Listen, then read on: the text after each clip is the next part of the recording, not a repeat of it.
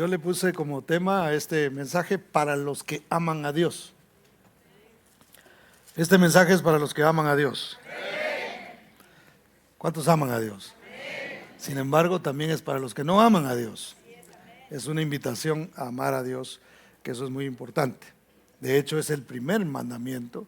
Amarás al Señor tu Dios con todo tu corazón, con toda tu alma, con todas tus fuerzas.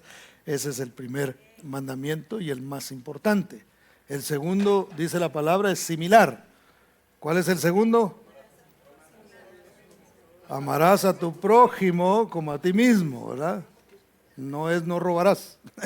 No hay que robar, pero el segundo más importante es ese. Cuando uno ama a Dios y ama al prójimo, obviamente todo lo demás va a derivar en que no cometemos ciertas cosas. Entonces, es muy importante que nosotros lo pongamos en práctica. Amar a Dios a veces es relativamente más fácil porque hay como cierto respeto, ¿verdad? Amar al prójimo, ahí sí hay que trabajarle un poquito más, porque como dijo alguien una vez, a veces el prójimo no colabora, dijo. Pero aunque no colabore, de todas maneras hay que amarlo. ¿Amén? ¿Cuántos dicen amén? Ay, que amén es, hermano. ¿Cuántos aman al prójimo? Romanos capítulo 8 y verso 28. Dice la palabra del Señor de la siguiente manera. Tenemos el código ahí también por si desea escanearlo y seguir la enseñanza. Dice, y sabemos que a los que aman a Dios, todas las cosas les ayudan a bien. Me gusta como dice la versión, una versión de la Biblia que dice que todas las cosas trabajan juntas para bien.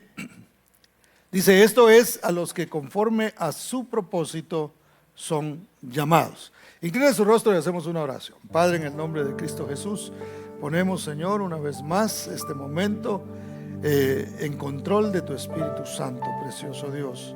Te agradecemos por la oportunidad que tenemos de poder escuchar tu palabra, precioso Dios, atender a lo que tú nos estás diciendo, precioso Padre.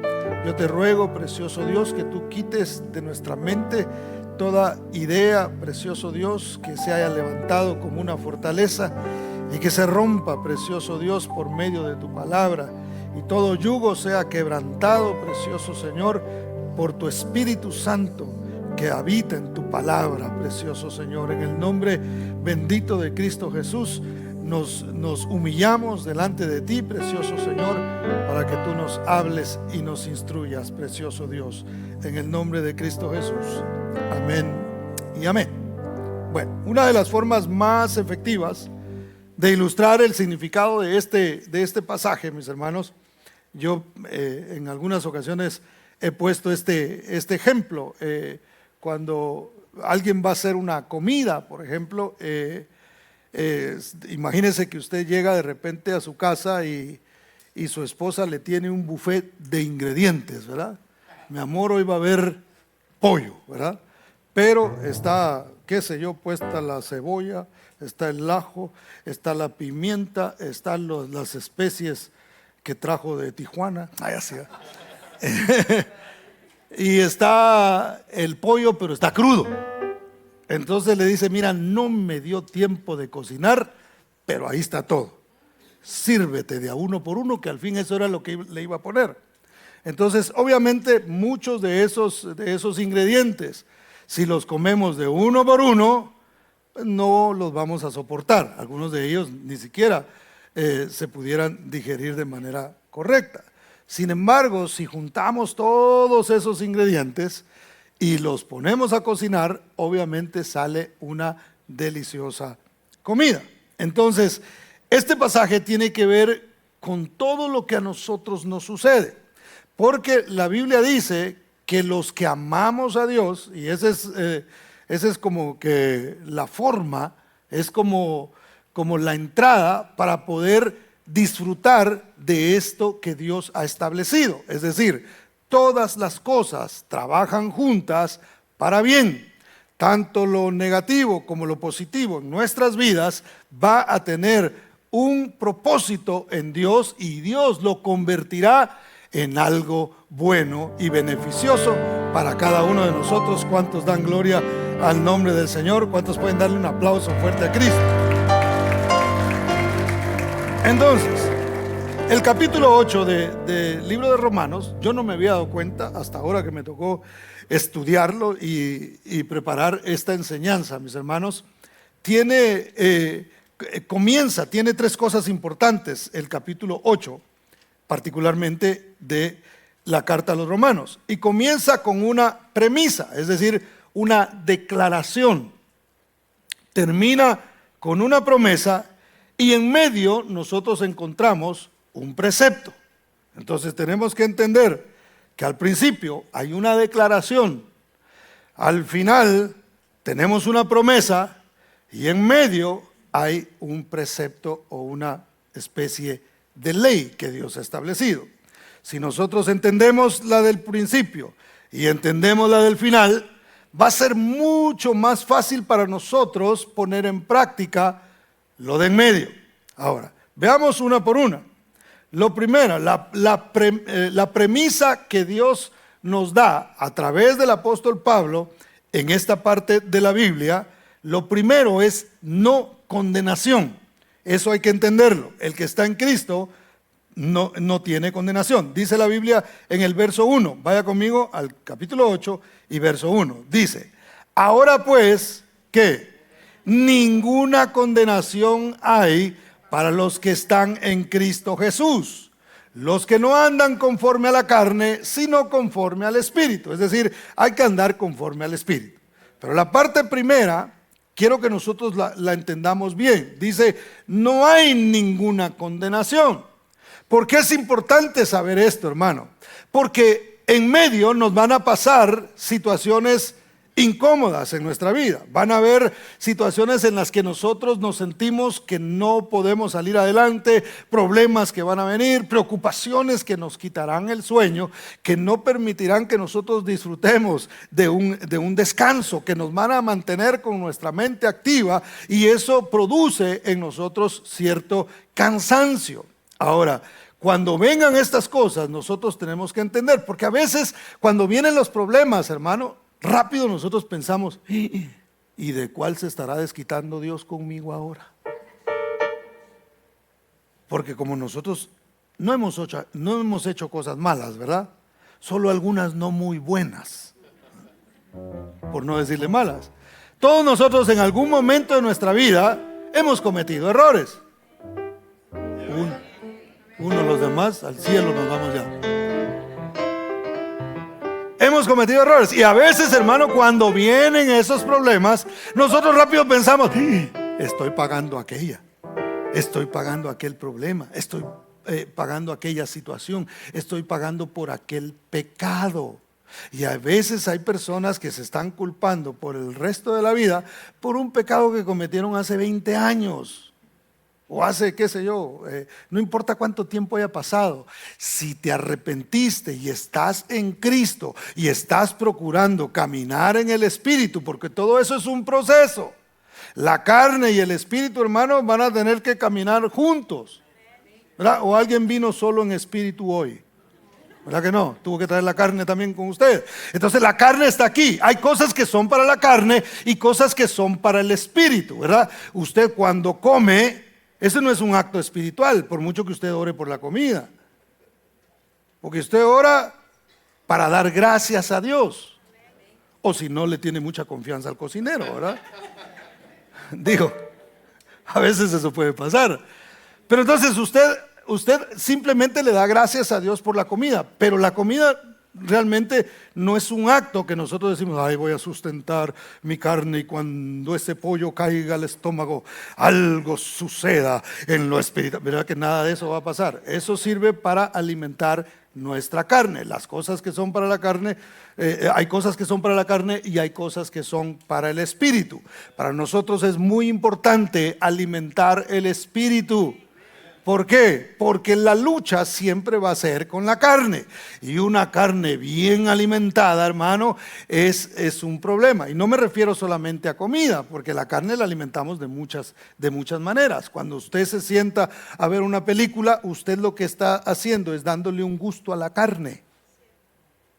Así sea de Jesús, ¿verdad? Usted dice, bueno, yo quiero verme una milica, dicen allá en Guatemala. No sé por qué dicen así, pero así se dice. ¿Una qué? Una lica. Así se dice en Guatemala. Aprendételo porque en el cielo se va a hablar guatemalteco.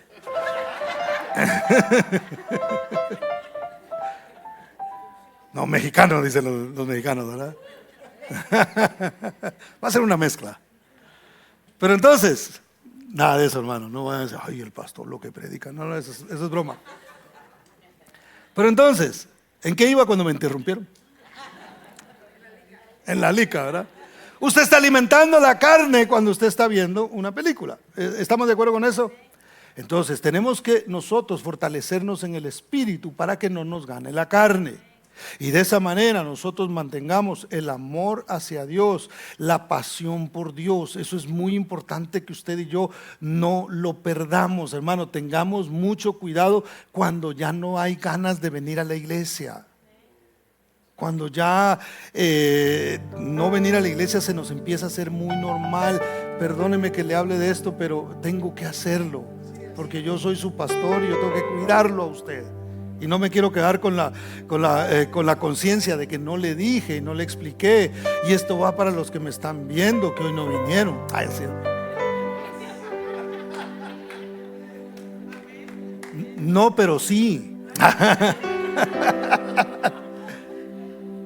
Tengamos mucho cuidado con eso, porque hay que alimentar el espíritu. Tenemos que alimentar el espíritu, porque entonces vamos a comprender bien el principio de no condenación y decir, no, lo que me está pasando está en manos de Dios. Lo que me está sucediendo, esto es Dios el que lo está haciendo, porque yo no tengo condenación. Yo amo al Señor, yo procuro caminar en el espíritu, yo procuro cuidarme de las cosas de la carne, y procuro seguir al Señor en el espíritu. ¿Cuántos dicen amén, hermano? ¿Cuántos dan gloria al Señor? Denle ese aplauso fuerte a Cristo. Entonces, el que está en Cristo está libre de condenación. Usted no es condenado, hermano. Había un vampiro que se llamaba el condenado. Ahí así va. Ese es el conde Drácula. No separación. Número 2, no separación. Perdón, se me salió ese chiste. Es para que vea que yo no soy perfecto. No separación. Es la excusa, ¿eh? Versos 38 y 39. Mire, lo último dijimos que era una promesa. Entonces, se lo estoy dando en ese orden para que entendamos lo de en medio. Lo primero es no condenación. Lo segundo es una promesa, no separación. Mire, cuando usted se casa, ¿qué hace? Promesas de ¿qué? De no separarse, ¿verdad? Hago bodas yo, o sea, alguien se quiere casar. Hago ceremonia. De hecho, tengo 2 este fin de semana. Pero entonces, note que Dios nos da a nosotros una promesa. ¿Y cuál es la promesa? No separación. Léalo conmigo en el verso 38. Dice, por lo cual estoy seguro que ni la muerte, note, hermano, ni la vida, ni ángeles, ni principados, ni potestades, ni lo presente, ni lo porvenir, ni lo alto, ni lo profundo, ni ninguna otra cosa creada nos podrá separar del amor de Dios que es en Cristo Jesús, Señor nuestro. ¿Cuántos dan gloria al Señor? Entonces tenemos que entender el principio y tenemos que entender el final. Cuando usted sabe de dónde sale y para dónde va, lo que le queda es disfrutar el camino. Yo ponía este ejemplo en la mañana. Cuando usted se monta en un avión, hermano, yo sé que de pronto hay algunos que le tienen miedo al avión, pero cuando usted se sube en un avión, ¿usted en qué piensa? ¿Verdad? Usted piensa, su mente está puesta en el momento en que usted va a llegar allá, ¿sí o no? Usted nunca piensa, ¿y si hay aterrizaje de emergencia? Y si se rompe la puerta y se empieza a meter y si salen esas mascarillas que gracias a Dios nunca me ha tocado verlas, hermano. Entonces uno no se pone a pensar en eso. Es más, están dando las instrucciones. A mí me pasa, yo les he contado que están dando las instrucciones y yo ya estoy dormido, hermano. Y como yo ya más o menos sé lo que hay que hacer, pues bueno, yo me duermo tranquilamente. Entonces imagínense, yo me puedo dormir, ¿por qué? Porque estoy pensando en que estoy saliendo de Las Vegas y estoy pensando en el punto final donde yo voy a llegar. De ahí en adelante yo no sé qué va a pasar en el aire, y a veces han pasado cositas feitas en el aire, hermano. Me acuerdo que una vez el avión, no sé qué le pasó, que de repente se dio como un sentón hacia abajo, pero no sé cuántos pies porque no los conté, pero se bajó, hermano, así de una manera que uno siente hasta acá el asunto. Y ahí es donde todo, hasta los ateos se ponen a orar, hermano. Es una cosa impresionante cómo se convierten en un ratito ahí al Señor. Pero entonces no sabemos qué va a pasar. Es muy posible que haya turbulencia. Es fea, hermano, es fea la turbulencia cuando ese avión se empieza a mover y yo ayer que estaba el viento aquí decía, gracias a Dios que hoy no me tocó hacer ningún viaje, porque esos aviones cuando salen de aquí o entran aquí, hermano, aunque no haya mucho viento, siempre hay turbulencia acá por el valle y por la naturaleza de este lugar. Pero entonces cuando hay viento es mucho más fuerte. Pero vuelvo una vez más, cuando uno sabe para dónde va, uno confiadamente disfruta el viaje. Incluso cuando hay una turbulencia y el capitán habla y dice, bueno, ahí abróchense los cinturones, pero tranquilos que todo está bien, ¿verdad? Entonces le da a uno como confianza. Uno dice, bueno, esta es parte de la rutina, y empieza a moverse otra vez. Y uno dice, bueno, ya sé, tranquilo, tranquilo. Mire, en el Señor es lo mismo. Si yo entiendo que ya se quitó toda condenación de mi vida, si yo entiendo que Dios ya me perdonó todos mis pecados, si yo entiendo que Dios no me va a estar cobrando por pecados que Él ya tiró al fondo del mar y que no se vuelve a acordar de ellos, entonces no hay ninguna condenación. Si yo sé que Él tiene una promesa que me dice, yo nunca te voy a dejar, siempre voy a estar contigo, mi amor no se apartará de ti, yo te voy a amar en toda circunstancia. Entonces yo puedo disfrutar el camino.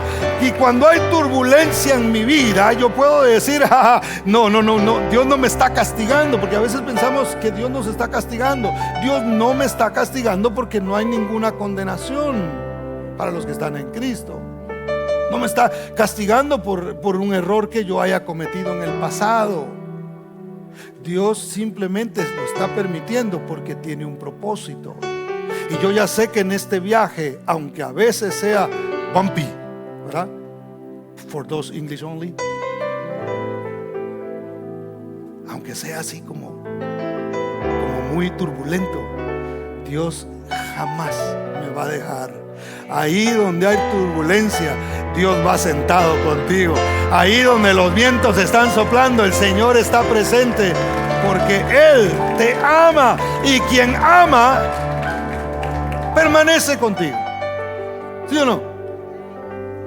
Y Dios, hermano, su amor es perfecto. Su amor no es como el nuestro. Su amor es perfecto. Cuando Él dice yo no te voy a dejar, realmente no te va a dejar. Cuando parezca que te ha dejado, recuérdate de esto. Él dice, no hay condenación y no habrá nada que te separe de mi amor. No hay demonio, es más, no hay principado, no hay potestad que pueda apartarte del amor de Dios que es en Cristo Jesús. Se puede levantar las tinieblas, hermano. Se puede salir el diablo ahí a través de qué sé yo, de las cosas que están pasando en el mundo, y podemos ver cómo el satanismo está creciendo. No sé si ha visto que ahora el satanismo le dan mucho. Uy, hermano, hoy son descarados. Hoy salen haciendo los cuernos en la tele para que usted los mire, y sus cruces invertidas, que por cierto, para el que no sabe, para los satanistas, para los brujos, la cruz invertida significa la derrota de Cristo. Pero esa es una vil mentira, Porque la Biblia dice que cuando Cristo murió en la cruz del Calvario, no estaba siendo derrotado. Ahí estaba exhibiendo a las potestades y a los principados. Entonces no hay ningún principado, no hay ninguna potestad, no hay nada que se levante en este mundo que nos pueda separar del amor de Dios. Ninguna circunstancia debería darnos a nosotros la idea de que Dios no nos ama, de que Dios no está con nosotros, hermano. Él ha prometido estar con nosotros y eso Él lo va a cumplir. Entonces, la premisa, ¿cuál era? Ninguna condenación. La separación no es posible. Esa es una promesa. Y entonces, como resultado da la no consternación. Es decir, lo que Dios nos da a nosotros, mis hermanos, por medio de esto, es la afirmación, la ley, el precepto del verso 28. Dice: y sabemos que los que aman a Dios, todas las cosas les ayudan a bien. Entonces, ¿qué te ha pasado a ti ya siendo cristiano que se lo has atribuido a otras cosas? Se lo has atribuido a tus errores del pasado. Por supuesto, yo sé que hay ciertas cosas que tienen sus consecuencias, ¿verdad? Eso es normal, pero no vienen de parte de Dios. No sé si me voy a entender. No es que Dios esté enojado contigo, no es que Dios no te ame, no es que Dios haya decidido apartarse de tu vida, porque eso no lo hace Él. Los que nos apartamos a veces somos nosotros, pero Dios siempre permanecerá firme en lo que Él ha hablado. Y entendiendo eso, hermano, lo que te pase, lo que te suceda, entiende que es un ingrediente más que Dios está permitiendo en tu vida para llevarte a un buen fin, para llevarte a un buen final. Nuestro destino ya está marcado, hermano. Ya nuestro final ya Él lo estableció. Es más, dice la Biblia que ni siquiera la muerte nos puede separar del amor de Dios. Cuando alguien se casa, ¿qué dice? Hasta que la muerte, ¿qué? Eso es una verdad. Usted allá en el cielo no va a estar casado. Veo unas caras alegres. Ay, así va. No, no es cierto. No es cierto, es una broma. Usted allá no va a decir: ¿dónde anda mi wife? Que se someta. Ay, así va. Eso no va a existir allá. La muerte realmente nos va a separar. Pero el amor de Dios, hermano, ni aún la muerte nos separará del amor de Dios. Él siempre estará, nos amará más allá de esta vida, y vamos a experimentar aún más fuerte su amor cuando nosotros estemos en su presencia. ¿Cuántos dan gloria al nombre del Señor? Denle ese aplauso fuerte a Cristo. Vamos a ver en la Biblia un ejemplo de un personaje muy conocido que en un momento dado pensó que todas las cosas que le estaban sucediendo eran causadas por sus errores del pasado. Mire por favor conmigo Génesis capítulo 42 y verso 36.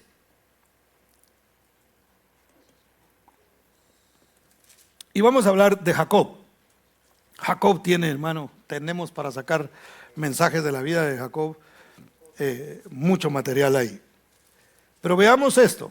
Recordemos que Jacob era el padre de José. José es el que Dios usó en Egipto.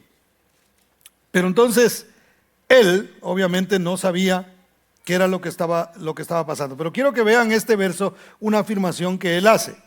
Génesis capítulo 42 y verso 36 dice: entonces su padre Jacob les dijo: me habéis privado de mis hijos.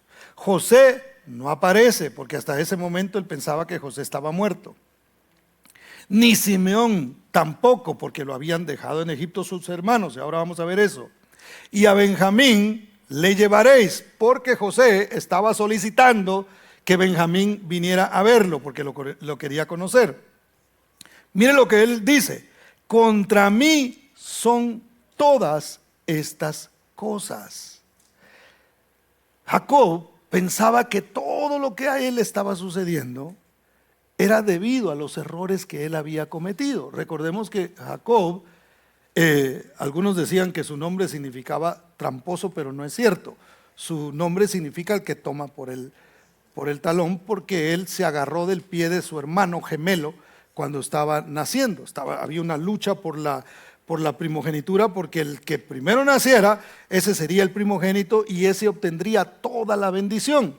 Entonces, imagínense, yo no sé de dónde sacaron conciencia, pero el tremendo desde el vientre de la madre estaba luchando con su hermano. Entonces, cuando estaban naciendo, él se agarró del talón de Esaú y de ahí viene su nombre Jacob. Pero no podemos negar que sí era tramposo, ¿no? Porque engañó a su propio padre y engañó también a su hermano, robándole la primogenitura. Entonces esto era algo que a él obviamente lo perseguía en su vida, el recuerdo de haberle fallado a su padre, de haberlo engañado, un hombre ciego ya, hermano, porque él no veía, y lo engañó para robarle una bendición que realmente no le pertenecía a él por tradición. Le pertenecía a su hermano que había nacido primero, y luego le roba la primogenitura a su hermano. Entonces todo esto él decía: ahora yo estoy pagando las que yo hice. Y a veces usted ve a sus hijos y ve que sus hijos cometen algún error y usted dice: estoy pagando las que yo hice. Si usted está en Cristo, usted no está pagando nada. Usted entró en un proceso donde hay turbulencia, pero hay que disfrutar el viaje, porque Dios tiene pensamientos de bien y no de mal para darnos el fin que nosotros esperamos. ¿Cuántos pueden darle un fuerte aplauso al Señor? Entonces Jacob pensaba en todo esto y decía: esto es contra mí. Entonces, cuando usted esté pasando por una situación difícil, no piense y no diga: esto es contra mí, es que Dios se volteó en contra mía, ahora ya no me está bendiciendo, ahora lo que me está viniendo, hermano, mire, Dios de plano que ya se alejó y dejó que todo esto viniera sobre mi vida por causa de lo que yo hice en el pasado. Una vez más, el que está en Cristo, nueva criatura es. Las cosas viejas pasaron y todas están siendo hechas nuevas. ¿Cuántos dicen amén? ¿Cuántos pueden darle un fuerte aplauso al Señor? Entonces, como todos sabemos, mis hermanos, o la mayoría, Jacob había perdido a su hijo favorito, ¿verdad? Su hijo favorito era José. Le había comprado una túnica de colores y se notaba que era su hijo favorito porque era hijo de Raquel, la mujer a la que él realmente amaba. Entonces este hijo lo agarran sus propios hermanos y lo meten en una cisterna, hermano. Pero mire qué diferencia cuando alguien entiende que tiene un propósito en Dios y alguien que no entiende eso. Su padre se culpaba a sí mismo de las situaciones que pasaban en su vida. Y José entra en una cisterna, hermano, y de la cisterna lo sacan, luego es vendido a unos mercaderes, lo meten en Egipto y lo venden como esclavo.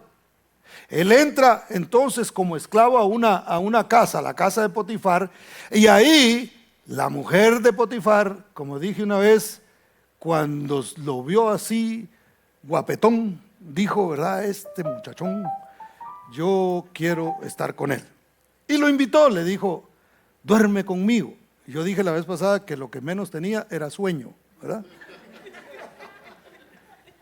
Y usted sabe, José no quiso, él respetaba a Dios, no andaba conforme a la carne, sino conforme al Espíritu, si lo podemos ver de esa forma.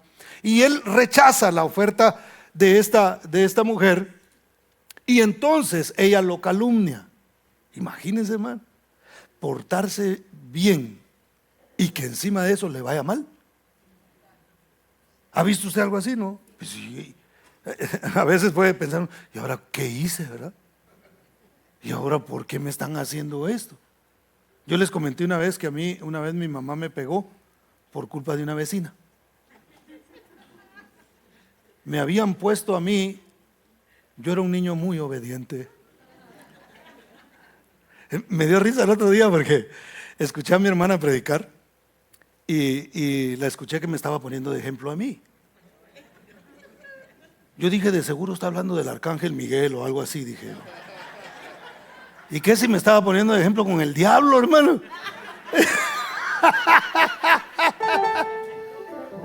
Ajá, sí, me estaba poniendo de ejemplo con el diablo. Ahí está. Yo dije, ya no hay respetación. Así decían, primo mío. Pero entonces, cuando realmente yo a veces me portaba bien, pues, bueno, voy a decirlo de esta forma. Ya ve cómo somos los hermanos, ¿verdad? Yo creo que se están desquitando de que el otro día dije que perder una hermana a los 8 años no era tan difícil para uno. Y yo tenía 3, imagínense, una menos, no había problema. Entonces, pero lo que le quiero decir es, yo estaba haciendo algo bueno. Mi papá me dijo, quiero que removas todas estas piedras, porque yo le he contado que mi papá, si no había trabajo, él le buscaba a uno, hermano. Yo tapé goteras 20 veces la misma, ¿verdad? Entonces yo creo que él iba y la destapaba y decía, ahí hay una más, vaya a taparla.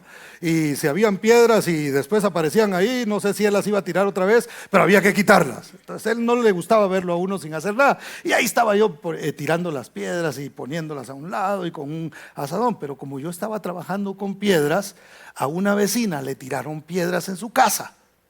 Y cuando observó que yo estaba moviendo piedras, dijo, este fue. ¿Verdad? Ese fue. Y llegó con mi mamá y le decía, mire, señora, su hijo tiró piedras. Y, no, pero si mi hijo trabajando está ahí. Él fue. Yo le decía, yo no fui. No solamente le decía yo no fui, le ponía cara de yo no fui, así. Parecía el gato de Shrek, ¿verdad?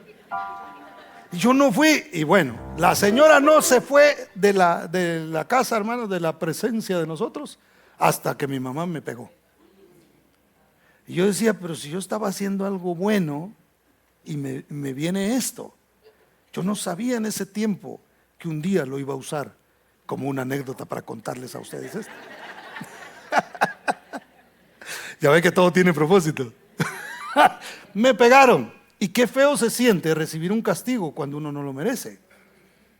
O cuando uno piensa que uno no lo merece. Y eso sí fue un castigo, por lo menos de parte de mi mamá, no de parte de Dios. Entonces a veces van a venir ciertas cosas a tu vida que tal vez es alguien que te está castigando, pero no es Dios. Es alguien que está haciendo algo en contra tuya, pero Dios lo está permitiendo y Dios es experto en convertir las cosas negativas en algo bueno para ti y algo bueno para tu familia, porque Dios te quiere bendecir a ti y quiere formar tu vida, hermano, tanto con cosas buenas como aquellos ingredientes que no son tan buenos, para que no solamente seas bendecido tú, sino que tú le puedas contar a tus hijos, a tu descendencia, decirle, mi hijo, yo pasé por muchas cosas, pero Dios fue fiel, pero Dios me mostró su amor. Yo pensaba que Dios me castigaba, pero no, Dios permite que pasen cosas difíciles en la vida. No le privemos a los hijos de que tengan sus experiencias, hermano. Y usted no sabe cuántas veces yo me di en la frente y ya no estaba papá ni mamá para ayudarme. Entonces no tengamos temor en eso. A todos Dios nos va a pasar por algún lugar, y a los hijos suyos también nos va a pasar por ahí.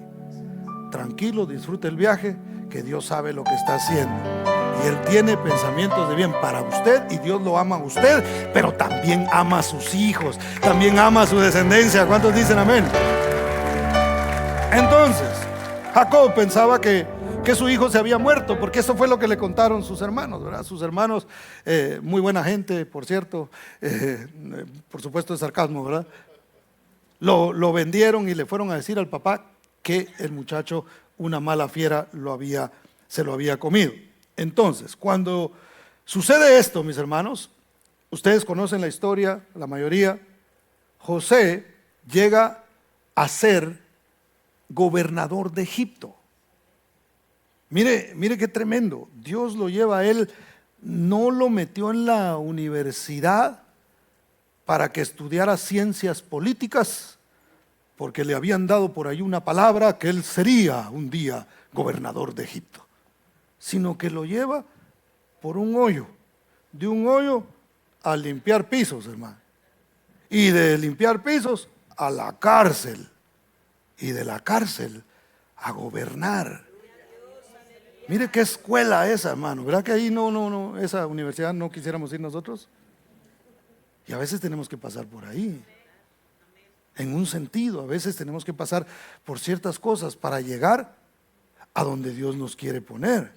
Entonces él llega a ser el jefe ahí. Usted conoce la historia. Faraón tiene un sueño y como él interpretaba sueños, le interpreta el sueño a Faraón. Faraón dice: en este hay una sabiduría que no hay en ningún egipcio, a este lo necesito de mi lado. Mire que Faraón también tenía su identidad, porque cualquiera hubiera dicho este me va a quitar el puesto. Sin embargo dice: solo yo seré mayor que tú en Egipto. Eso era en Egipto, pero en el mundo espiritual José estaba por encima. Es más, él dice: el Señor me puso por padre de Faraón. Él me ha puesto sobre toda su casa. Yo soy el que mando aquí. Yo soy el que gobierno aquí. Hasta ahí lo llevó el Señor. Entonces, usted sabe, habían 7 años de abundancia, había que guardar, y 7 años que vendrían de hambre. Los 7 años de hambre comenzaron, hermano. Y a los hijos de Jacob se les acabó la comida. Entonces dijeron: bueno, en Egipto hay, vamos a ir y vamos a comprar. Y cuando llegan ahí se encuentran con José. José los reconoce a ellos, pero ellos no reconocen a José. Entonces les dice: ustedes son espías, así es que cuéntenme qué ha pasado, quiénes son ustedes. Y empiezan a decirle quiénes son y su padre que está viejo. José se da cuenta que su papá todavía está vivo. Y le hablan de Benjamín y no lo conoce. Entonces comienzan a tocarle esos sentimientos de familia, decir: yo quiero volver a ver a mi papá y ahora hay un muchacho más, tengo un hermano que no conozco, quisiera conocerlo. Pero obviamente dentro de lo que Dios está haciendo a través de él, tratando con la vida de sus hermanos, él no se revela aún a ellos. Y les dice: vayan entonces y tráiganme a su hermano para que yo les crea. Y me van a dejar a Simeón acá como garantía de que ustedes van a regresar. Bueno, entonces se van ellos, le cuentan a Jacob y dicen: mira, tenemos que llevarnos a Benjamín, tenemos que llevarlo, tienes que soltar a tu hijo. Imagínense, hermano, hay gente que le pasa algo y se trauma. ¿Le ha pasado alguna vez? No. Hay gente que quizás la traicionaron alguna vez y entonces ya ven todos traición, ¿verdad?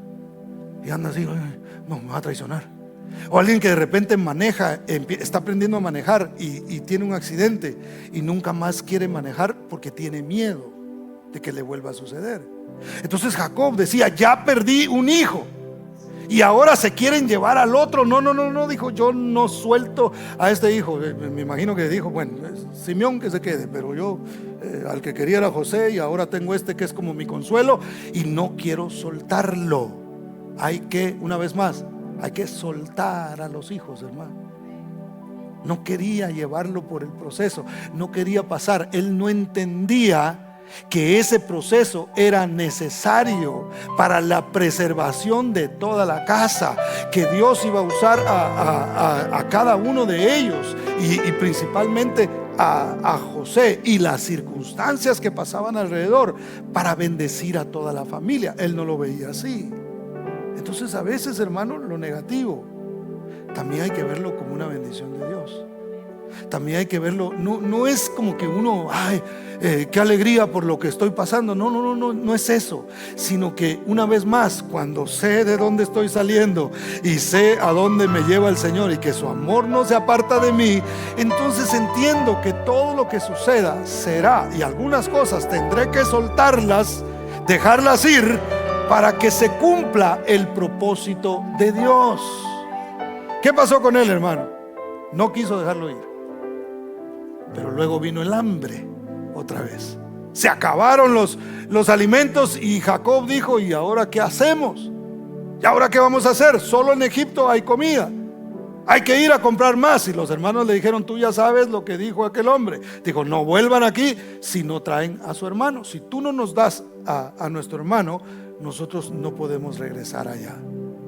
Y yo me imagino, ¿verdad? La Biblia no lo dice, que Jacob miró a Benjamín y dijo: una de dos, o lo dejo ir o nos morimos todos de hambre, incluyendo él.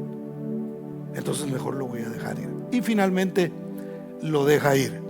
Pero entonces, vea lo que dice Génesis 43:13. Dice: tomad también a vuestro hermano y levantaos y volved a aquel varón.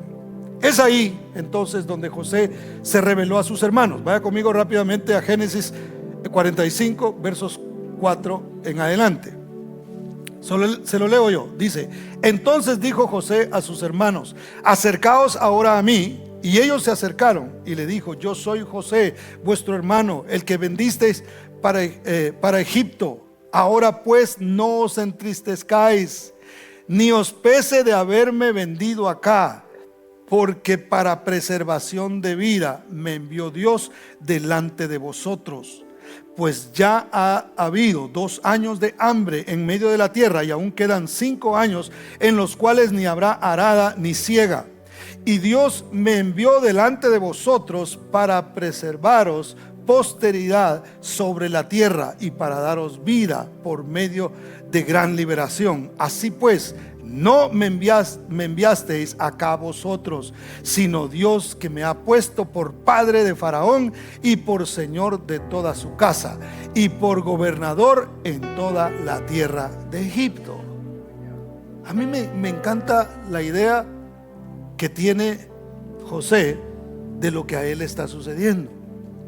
Porque, hermano, cuando a uno, dígame si no, cuando a uno alguien le desea mal, alguien lo maldice a uno, y a uno le va bien, dan ganas así como que de visitar su casa, ¿verdad? Aunque sea pasar ahí en el carro con... Mira cómo me ha ido. ¿Te acuerdas que me dijiste que yo no iba a llegar a ninguna parte? Humanamente dan ganas, ¿verdad? Yo les he contado siempre que hubo gente que me decía a mí que yo no era pastor. Y en ese tiempo tenían razón, porque yo todavía no era pastor, ¿verdad? Porque el pastor tiene que tener una congregación, tiene que tener un rebaño, si podemos llamarlo de esa manera. Pero se sobreentendía que lo que él trataba de decir es que yo no iba a ser pastor nunca. Entonces, obviamente yo no creí esas palabras, sino yo sabía que Dios me había llamado para servirle. Y resultado de eso es que hoy estamos aquí. Y no fue el único, muchas personas, hubo gente muy cercana a mí que me dijeron: tú no deberías de dedicarte a esto. Y honestamente, cuando el Señor comenzó a bendecir la iglesia, a mí me daban ganas de que se echaran una vuelta por aquí, hermano.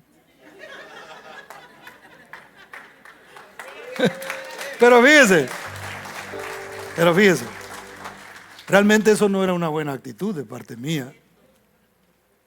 Porque nosotros tenemos que entender que si Dios nos saca de un lugar y Dios nos lleva a otro punto, no está pensando solo en nosotros, no está pensando en, jaja, se metieron contigo, no, mijo, jaja, ahorita vas a ver, les vamos a demostrar a esto, más si son gente del mismo reino.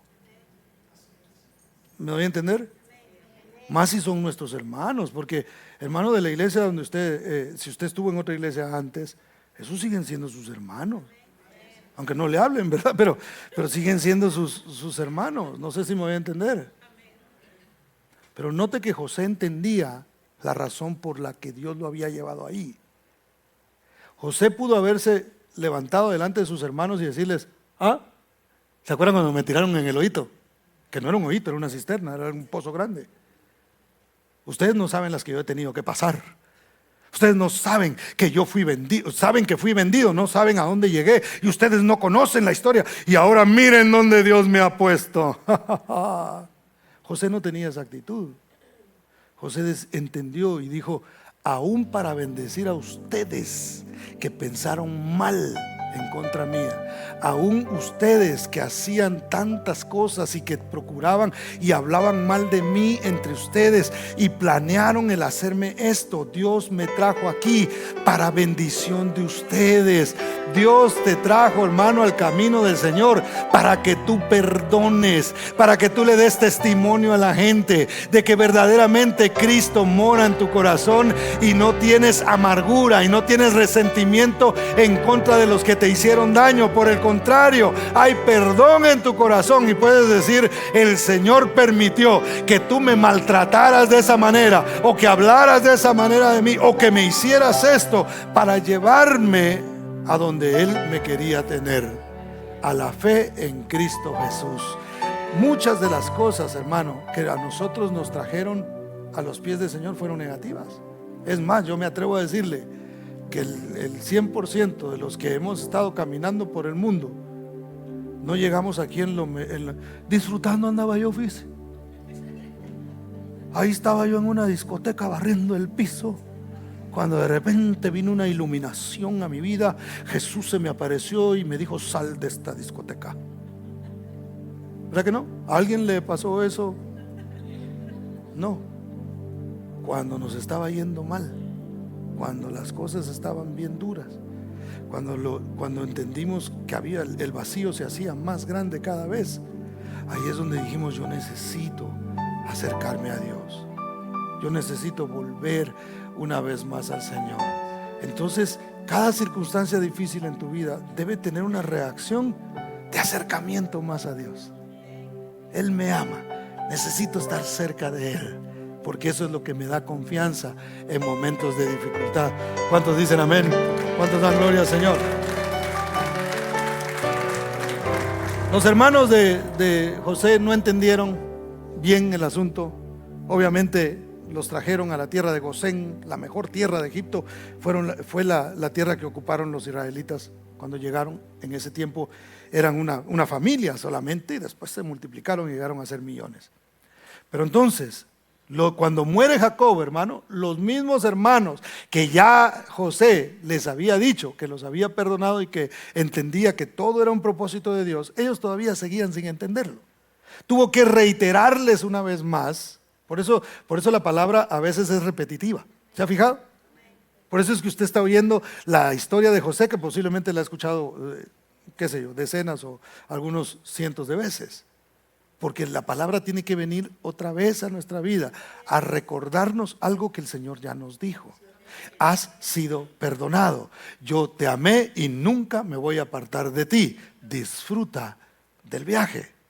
Disfruta aún de las cosas negativas. Pero entonces ellos no lo entendieron. Dios puede usar hasta nuestros errores más feos, hermano, para bendición nuestra y para bendición de nuestra familia. ¿Cuántos han cometido errores aquí? Sin orgullo, levante la mano. ¿Verdad? Hemos cometido muchos errores. ¿Sabes que aún los errores más feos Dios los puede convertir para bien? Le pongo un ejemplo bíblico. Abraham cometió muchos errores, podemos mencionar varios de ellos, pero hay uno que es el más famoso. Por eso él se hizo célebre, ¿verdad? ¿Cuál fue?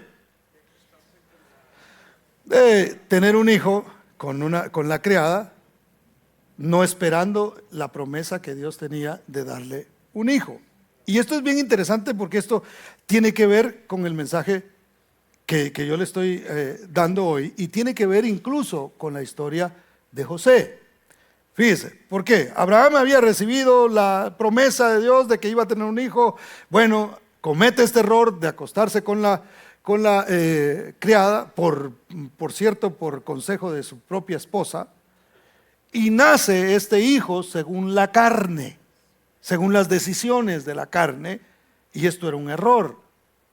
Ahora, lo que a mí siempre me llamó la atención era que Dios le había dicho: pero voy a hacer también de él una gran nación y lo voy a bendecir. Y uno decía: pero ¿por qué? ¿Por qué multiplicarlo? ¿Por qué hacer que ese error crezca? ¿Por qué no decir: bueno, Isaac era el hijo de la promesa, y este va a ser tu hijo, y aquel nada, ¿verdad? Vamos a bendecir a este y vamos a odiar a aquel. Sin embargo, Dios prometió que iba a bendecir también a este hijo. Ahora, ¿por qué sucede esto, mis hermanos? Dios trae al otro hijo, pero de Ismael nació Ismael primero, después nació Isaac. De Ismael nacieron ¿quiénes? Todos los árabes. Los descendientes de los árabes son los que los que nacieron de Ismael. Y de Isaac, pues obviamente descienden todos los hebreos, los judíos. Ahora, si usted se fija, hay una lucha. Hasta el día de hoy, estos pueblos se están peleando. Abraham, usted se imagina a Abraham desde el cielo. Híjole, el error que yo cometí. Hasta la fecha, qué duro para mí estar viendo que mis dos hijos se siguen peleando. Nosotros pudiéramos pensar, bueno, ¿para qué Dios preservó la vida de Ismael? Se recuerda que Ismael, Dios le dijo, mira, escucha la voz de tu mujer, ahora sí escúchala. Saca a ese muchacho de la casa, déjalo ir. Y yo no sé si él le puso en el corazón a Abraham, porque Abraham amaba a su hijo, amaba también a Ismael porque era su hijo. Y lo manda, hermano, con muy poca provisión. Todo eso dentro del plan de Dios. Yo me imagino en un momento, no sé en qué estaba pensando cuando le di tan poquitos panes, no sé en qué estaba pensando cuando le di tan poquita agua, ¿por qué hice eso? Pero realmente era Dios dirigiendo absolutamente todo.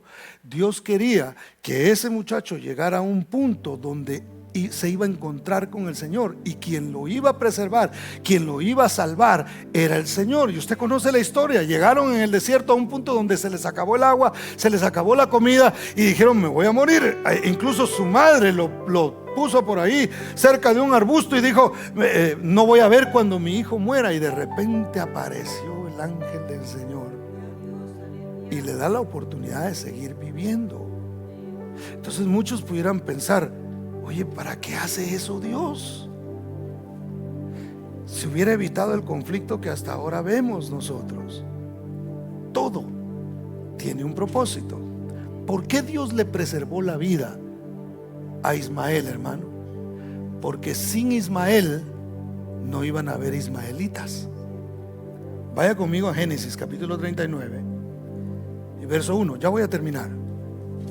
Y no digan que lo digo para dar esperanza nada más, que algunos hasta memes me mandan así cuando el pastor dice que ya va a terminar y no termina. Disciplinas voy a empezar a poner por eso. Génesis 39:1 dice, volviendo a la historia de José, para que vea que todo está amarrado. Llevado pues José a Egipto, Potifar, oficial de casa de Faraón, capitán de la guardia, varón egipcio, lo compró. ¿De quiénes? De los ismaelitas que lo habían llevado allá. Note, hermano, note esto. José, sus hermanos lo querían matar. Dios tocó el corazón de uno de sus hermanos para que dijera, no lo matemos, porque no tenemos ningún beneficio de su muerte, mejor hay que venderlo. Y qué casualidad que por ahí venían unos mercaderes que por casualidad eran descendientes de Ismael. ¿Cómo se logra entonces preservar al pueblo de Israel? A través de los ismaelitas. Porque los ismaelitas agarraron a José y lo llevaron a su destino, que era Egipto. No solo para caer en la cárcel, no solo para ser calumniado, sino para ser el gobernador, que luego le daría de comer a la casa de Jacob, y todos se iban a preservar, y el pueblo iba a continuar al punto, hermano, donde el mismo Mesías viene de los israelitas. Y usted y yo estamos aquí porque como hubo Isaac, también hubo Ismael. El error de Abraham sirvió para preservar la vida del pueblo de Israel, y por la preservación del pueblo de Israel nació el Mesías, y por el nacimiento del Mesías y su muerte en la cruz nosotros somos salvos. ¿Cuántos dan gloria al nombre del Señor? Mire, Dios puede convertir un error de tu vida y de la mía en una bendición tuya y una bendición para tu familia. Y sobre todo procura que todo lo que Dios haga en nosotros sea para bendición de los demás. Dejemos el egoísmo a un lado, hermano. Entonces, termino con esto.